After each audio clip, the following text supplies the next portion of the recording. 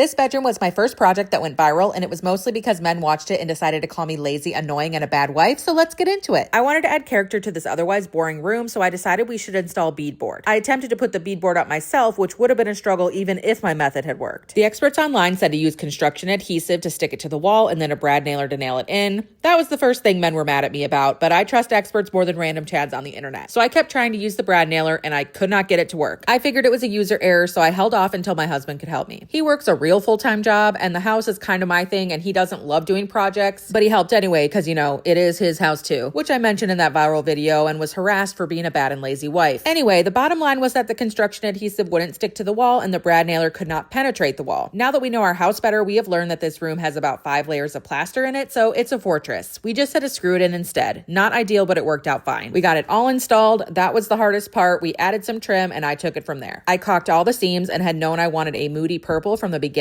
so I picked the right shade and got to work painting. I color drenched the room by painting the walls, trim, and ceiling the same color because I was going for that dramatic look. People on the internet were also mad about that. I was basically working with the furniture and decor I used at my last house, so I had to purchase a few things for this room. I upcycled this bed I got on Facebook Marketplace by spray painting it. We set up the bed and I organized my books. This side of the room is set up as a reading nook, and then I got to have fun styling. I cut out something from a thrifted art book to frame as a piece above the bed, and yes, it's small on purpose to play with the scale of everything. This was early 2023, so I had decided to use Taylor Swift's Midnights album as inspiration, but with a Victorian twist. That's why you'll hear me reference this room as the Midnights bedroom. I used a mix of old and new in here, but I think I can do better with more antiques, so I think I'm going to keep tweaking it over time, but I still love this room. So I hope you love it, and I guess tap that follow button if you want to see more of this bad wife's Victorian renovation.